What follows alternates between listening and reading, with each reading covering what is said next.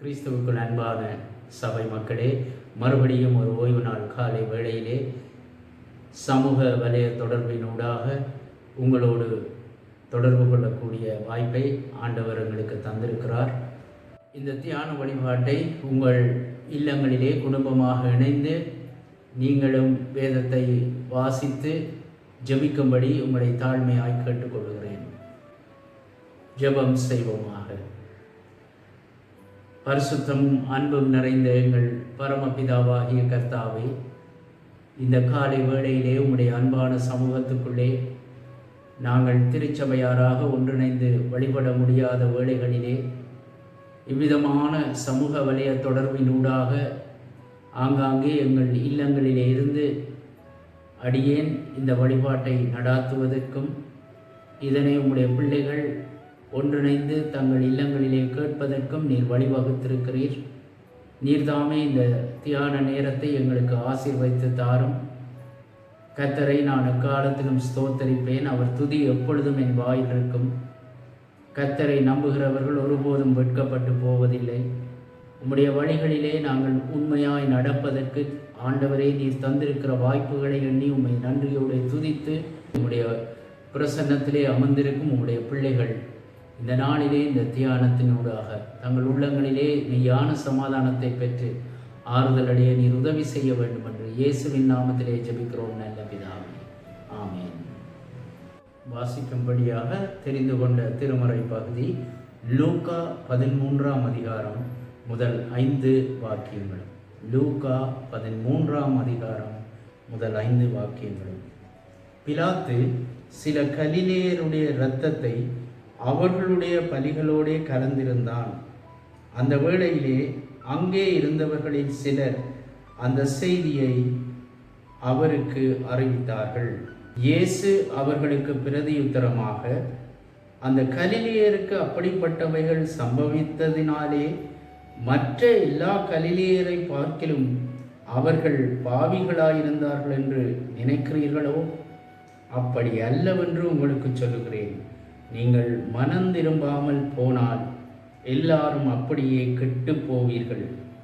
சீலோவாமிலே கோபுரம் விழுந்து 18 பேரை கொன்றதே, எருசலேமில் குடியிருக்கிற மனுஷர் எல்லாரிலும் அவர்கள் குற்றவாளிகளாயிருந்தார்கள் என்று நினைக்கிறீர்களோ? அப்படி அல்லவென்று உங்களுக்கு சொல்கிறேன். நீங்கள் மனம் திரும்பாமல் போனால் எல்லாரும் அப்படியே கெட்டு போவீர்கள் என்றார். ஆண்டவர் தாமே இந்த வார்த்தைகளை எங்களுக்கு ஆசீர்வாதமாக்கி தருவாராக. ஜெபம் செய்வோமாக. நீங்கள் மனம் திரும்பாமல் போனால் எல்லாரும் அழிவீர்கள். ஆண்டவரே, இந்த சத்திய வாக்குகளை நிறைந்த சந்தர்ப்பத்தில் உம்முடைய மக்களுக்கு சொன்னீர் என்பதை குறித்து நாங்கள் சிந்திக்க இருக்கிறோம்.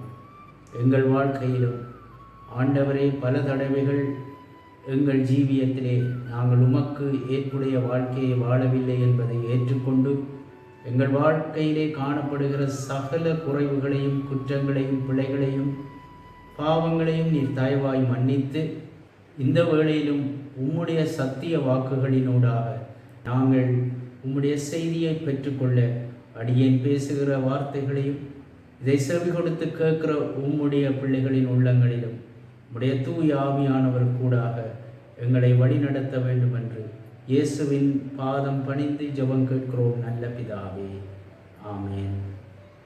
அன்பானவர்களே, லூக்கா 13ஆம் அதிகாரத்திலே இயேசு அந்த 5 வசனங்களுக்குள்ளே 2 தடவைகள் அங்கே சொல்லுகிறார். நீங்கள் மனம் திரும்பாமல் போனால் எல்லாரும் அப்படியே கெட்டு போவீர்கள். 3ஆம் வசனம். 5ஆம் வசனத்தில் மறுபடியும் நீங்கள் மனம் திரும்பாமல் போனால் எல்லாரும் அப்படியே கெட்டு போவீர்கள் என்றார். இவ்விதமாக இயேசு சொல்லுவதற்கு அடிப்படை காரணம் என்ன என்பதை குறித்து நாங்கள் சிந்திக்க இருக்கின்றோம்.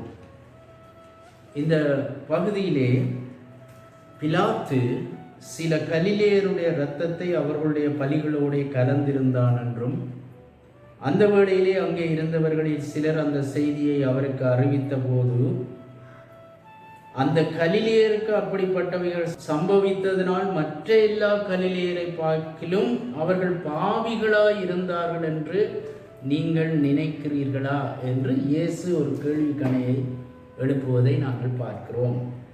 பிலாத்துவினாலே கலிலேயர்கள் கொல்லப்பட்ட இந்த நிகழ்வை, அதன் பின்னணியத்தை புரிந்து கொண்டால் இதனுடைய உண்மையான தாற்பயத்தை நாங்கள் விளங்கிக் கொள்ளலாம். முதலாவதாக சிந்திக்க வேண்டிய விடயம், நாங்கள் விழிப்பாய் இருக்க வேண்டும். இந்த பகுதியிலே இணைந்து நின்று அநீதியை எதிர்ப்பதற்கான ஒரு அழைப்பு கொடுக்கப்படுகிறது. Jesus calls to unite and resist evil. விழிப்பாய் இருங்கள், விஜிலன்ஸ். அதாவது ஏன் விழிப்பாய் இருக்க வேண்டும்? சமூகத்திலே உறங்கிக் கொண்டிருந்தால் தீயவருடைய எண்ணங்கள் இந்த உலகத்திலே நிலைநாட்டப்படுவதற்கான வாய்ப்புகள் இருக்கும். இதனால்தான் எச்சரிப்பு துணியோடு லூக்கா எழுதிய நற்செய்தியாளன் பல இடங்களிலே விழிப்பாய் இருங்கள் என்று சொல்லுகிறார். லூக்காவினுடைய பின்னணியம் அந்தியோகியா தேசம் அன்றைய காலகட்டத்திலே ரோம பேரரசின் ஒரு மாகாணமாக இருந்தது. இந்த மாகாணத்துக்கு தான் பிலாத்து ஆளுநராக பணிபுரிகிறார். இந்த இடத்திலே தான் கலிலேயர்களும் அங்கே வாழ்ந்து கொண்டிருக்கிறார்கள். அங்கே சில பணக்காரர்களும் அநேக ஏழைகளும், ஏழைகளை பற்றி அதிக அக்கறை கொண்ட இயேசுவும் கலிலேயர் பக்கமாக இருந்து தம்முடைய திருப்பணியை செய்வதை நாங்கள் பார்க்கலாம். இந்த சம்பவத்தை நாங்கள் மனதிலே கொண்டு சிந்திக்கும் போது, அந்தியோகியா பட்டணம் ரோம பேரரசின் மாகாண தலைநகர். அங்கே அரசியல் ஆதிக்கமும் அடக்குமுறைகளும் நிரம்பியே இருந்தன.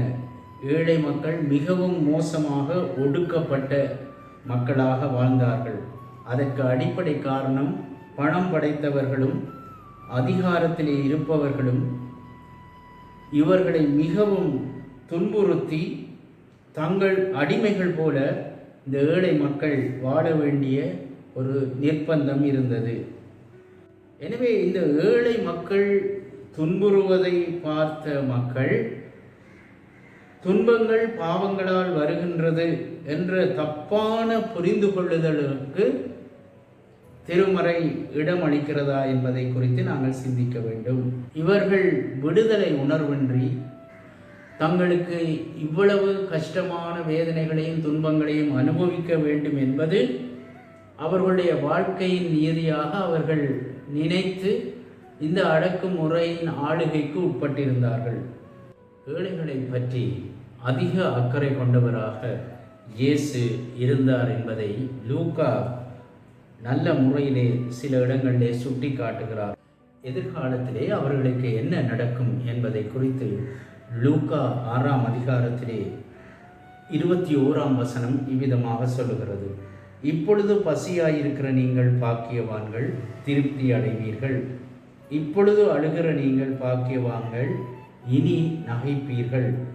மனுஷகுமாரன் நிமித்தமாக ஜனங்கள் உங்களை பகைத்து, உங்களை புறம்பாக்கி, உங்களை நிந்தித்து, உங்கள் நாமத்தை பொல்லாதென்று தள்ளிவிடும் போது நீங்கள் பாக்கியவான்களாய் இருப்பீர்கள்.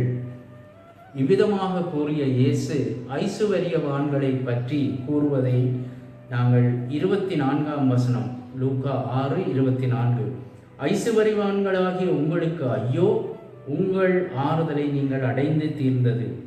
திருப்தி உள்ளவர்களாயிருக்கிற உங்களுக்கு ஐயோ, பசியாயிருப்பீர்கள். இப்பொழுது நகைக்கிற உங்களுக்கு ஐயோ, இனி துக்கப்பட்டு எழுவீர்கள். இது லூக்கா எழுதிய அருட்செய்தியாளன் இவ்விதமாக தன்னுடைய கணிப்பை இவர்கள் பால் வைத்திருந்ததை நாங்கள் பார்க்கிறோம். இதே பின்னணியத்திலே இங்கே நாங்கள் இந்த ஏழைகள் படுகின்ற துன்பங்களை நாங்கள் விளங்கிக் கொண்டு, பிலாத்து ரோம ஆளுநராக இருந்து ஒரு கொடுங்கோல் ஆட்சியை செய்வதை நாங்கள் பார்க்கிறோம். பல புரட்சியாளர்கள் அவ்வப்போது இந்த ரோம அரசாட்சிக்கு எதிராக கிளர்ந்து எழுந்த சம்பவங்களும் இருக்கின்றன. ஆனால் இந்த புரட்சியாளர்கள் எல்லாரும் பாமர ஏழை மக்கள். அவர்கள் ஈவு இரக்கமின்றி அவர்கள் கொன்று குவிக்கப்பட்டார்கள். புரட்சி செய்தோர் யார்? இந்த கலிலேய ஏழை மக்கள். செலத்தோயர் என்பவர்கள் இவர்களுக்கு பணிபுரிந்தவர்கள். அவர்களும் இந்த மக்களுக்கு எதிராக புரட்சி செய்கிறவர்களாக இருந்தார்கள். ரோம பேரரசினால் ஒடுக்கப்பட்ட இந்த மக்கள் அதிக எதிர்ப்பை காட்டுகின்றவர்களாக, புரட்சியாளர்களாக இவர்கள் மாறினார்கள் என்றே சொல்லலாம். ஆகவே எங்கெல்லாம் மக்கள் அதிகமாக ஒடுக்கப்படுகின்றனரோ அங்கே ஒரு விடுதலை போராட்டங்கள் உருவாகிற சூழலை திருமறையின் வாயிலாக நாங்கள் பார்க்கிறோம். ஆகவே அவர்கள் வழியாக புரட்சியாளர்கள் உருவாகின்றனர். இந்த புரட்சியாளர்கள் உண்மைக்கு, நேர்மைக்கு, நீதிக்காக, தங்களுடைய மக்களின் விடுதலைக்காக போராடுகிறவர்களாக இருப்பார்கள். ஆகவே எல்லா புரட்சியாளர்களும் நேர்மையாக செயல்படுகிறவர்கள் என்று நான் சொல்ல வரவில்லை. ஆனால் எங்கே ஒடுக்கப்படுதல் அதிகமாக இருக்கிறதோ அங்கே புரட்சியாளர்கள் உருவாகுவதற்கான வாய்ப்பு இருக்கிறது என்பதை இந்த லூக்கா 13ஆம் அதிகாரம் எங்களுக்கு சுட்டி காட்டுகிறது. இத்தகைய சூழலிலே தான் எருசலேமிலே ஒரு திருவிழா ஒன்று நடைபெறுகிறது. ரோமரின் அடக்குமுறைக்கு எதிராக எழும்பக்கூடிய சிறிய எதிர்ப்பையும் அழித்து நசுக்குவதற்கு ஒரு பெரும் படை வீரர்கள், மிகுந்த கெடுபிடி செய்கிறவர்களாக இந்த படை வீரர்கள் எதிர்ப்பு தெரிவிப்பவர்களை அடக்கி ஆள்வதற்காக ரோம பேரரசினாலே அவர்கள் நியமிக்கப்பட்டு இந்த திருவிழா காலத்தின் போது இந்த மக்களுக்கு எதிராக செயல்படுவதை நாங்கள் பார்க்கிறோம். இப்படி எதிர்த்தவர்களை பிலாத்து என்ன செய்கிறான்? சிறைப்பிடித்து அவர்களை கொலை செய்கிறான். அங்கே உதிரம் ஆறாக ஓடுகிறது. திருவிழாவிலே பலி செலுத்த வந்த ஆடுகளின் இரத்தத்தோடு இந்த மக்களின் இரத்தத்தையும் உதிரத்தையும் அவன் கலந்துவிட்டு அது பலிகளின் உதிரம் என்று கூறி மக்களை ஏமாற்றி புரட்சி மேலும் பரவாமல் தடுத்து விட்டார். ஆகவே பிலாத்து ஒரு கொடும் கொலைகாரன் என்பதை நாங்கள் இதிலிருந்து காணலாம். He is a mass murderer. இந்த சம்பவத்தை மையப்படுத்தித்தான் லூக்கா 13ஆம் அதிகாரம் 1ஆம் வசனத்திலே பிலாத்து சில கலிலேயருடைய இரத்தத்தை அவர்களுடைய பலிகளோடு கலந்திருந்தான். அந்த வேளையிலே அங்கே இருந்தவர்களின் சிலர் அந்த செய்தியை அவருக்கு அறிவித்தார்கள் என்று நாங்கள் பார்க்கிறோம். இந்த இக்கட்டான சம்பவத்திலே யூதர்கள் ஏன் இதிலே ஈடுபடவில்லை என்று நாங்கள் நினைக்கலாம். உண்மையிலேயே யூதர்கள் இங்கே ரோமா பேரரசுக்கு சார்பாக நடந்து கொள்கிற மக்களாக இருந்தார்கள். யூதர்கள் பணக்காரராக இருந்தார்கள், அவர்கள் வசதி வாய்ப்புள்ளவர்களாக இருந்தார்கள். அதனால் அவர்களுக்கு இந்த ரோம பேரரசை எதிர்த்து செல்ல வேண்டிய நோக்கம் அவர்களுக்கு இருக்கவில்லை. எனவே அவர்கள் எப்பொழுதும் ரோம பேரரசை சார்ந்து தங்களுடைய காரியங்களையும் அவர்கள் செய்து கொண்டு அவர்கள் சார்பாகவே நடந்து கொண்டிருந்தார்கள்.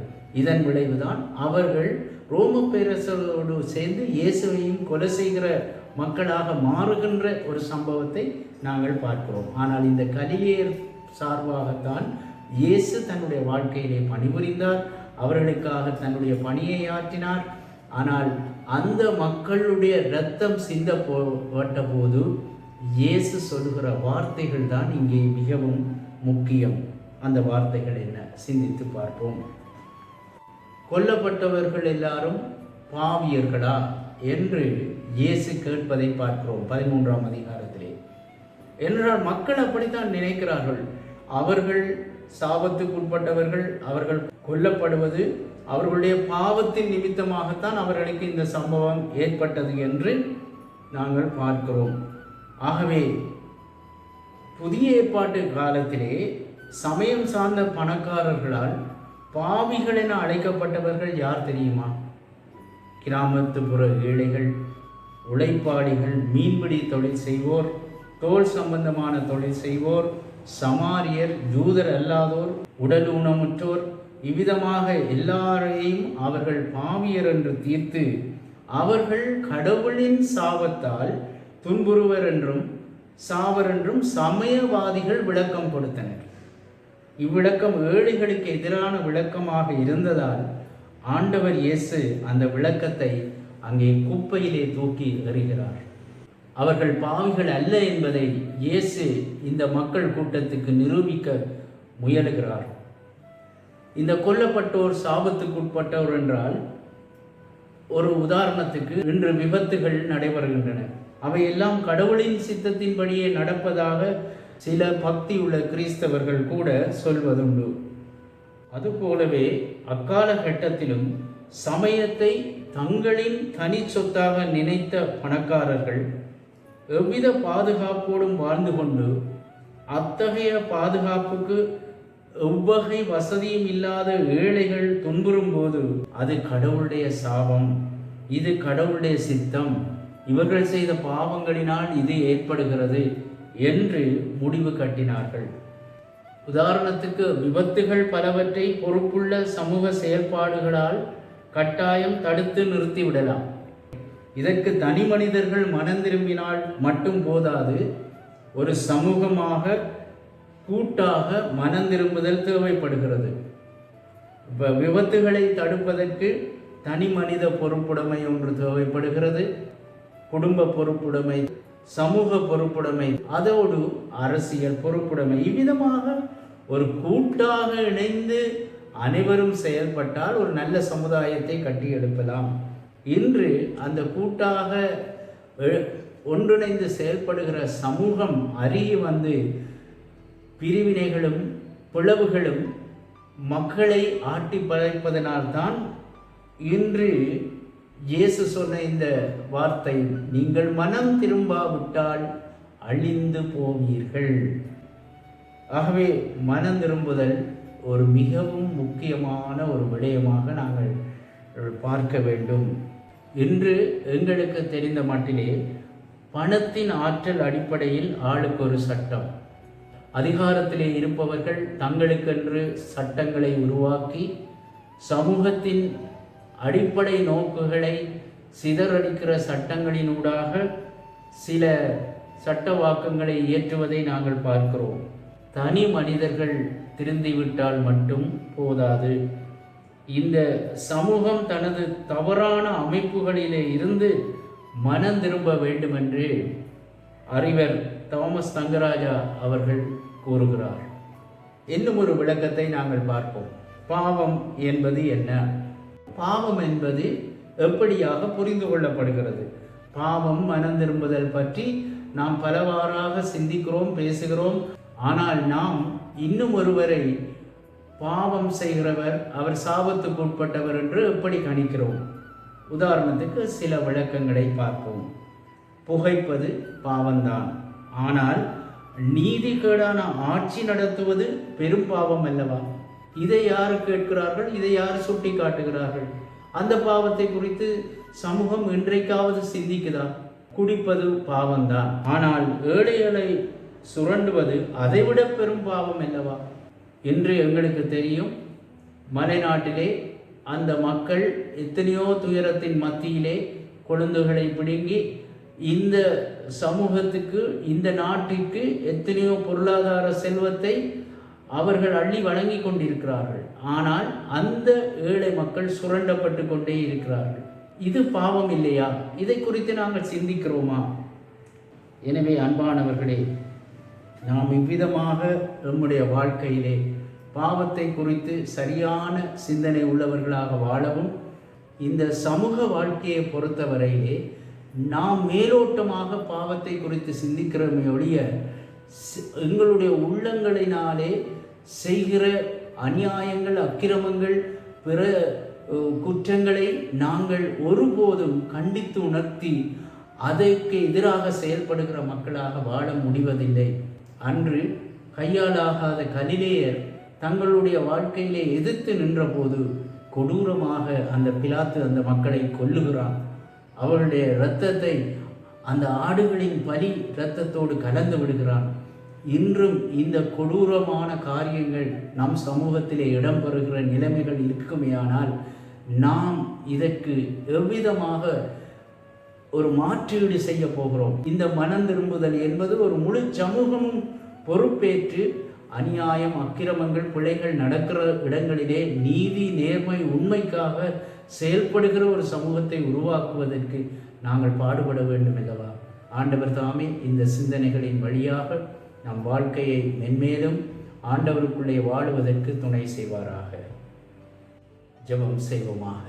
ஆண்டவரே, நாம் கேட்ட வார்த்தைகளை சிந்திக்கும் போது இந்த உலகத்திலே நாம் பிறரை இலகுவாக குற்றவாளிகளாக தீர்க்கிறோம். ஆனால் எங்களையே நாங்கள் நோக்கி பார்க்கிறோமா? பிறர் குற்றங்களை நாங்கள் சுட்டி காட்டும் அதே வேளையிலே இந்த சமூக பாவங்களை குறித்து நாம் சிந்திக்கிறோமா? இந்த சமூகத்திலே காணப்படுகிற கொடுமைகள், பேரினவாதங்கள், பிரச்சனைகள், இவற்றுக்கு எதிராக நம்மால் எப்படி வாழ முடிகிறது? ஆண்டவர் எங்களுக்கு பலன் தர வேண்டும், உற்சாகம் தர வேண்டும். நீதியை நிலைநாட்டுவதற்கு சமூக பொறுப்பாளர்களாக நாம் ஒன்றிணைய வேண்டும். நாங்கள் அனைவரும் கிறிஸ்துவுக்காக எங்களை அர்ப்பணிப்போம், ஒப்படைப்போம். ஆண்டவர் இயேசுவின் திருப்பெயரிலே ஜெபம் கேட்கிறோம் எங்கள் நல்ல பிதாவே, ஆமென். நம்முடைய ஆண்டவராகிய இயேசு கிறிஸ்துனுடைய கிருபையும் பிதாவாகிய தேவனுடைய அன்பும் பரிசுத்த ஆவியானவருடைய அந்யோன்ய ஐக்கியமும் சமாதானமும் நம் அனைவரோடும் எப்பொழுதும் நிறைவாயிருப்பதாக. ஆமென். என் ஆத்மாவே கர்த்தரை ஸ்தோத்திரி, என் முழு உடமே அவருடைய பரிசுத்த நாமத்தை ஸ்தோத்திரி. என் ஆத்மாவே கர்த்தரை ஸ்தோத்திரி, அவர் செய்த சகல உபகாரங்களை மறவாதே. ஆமென்.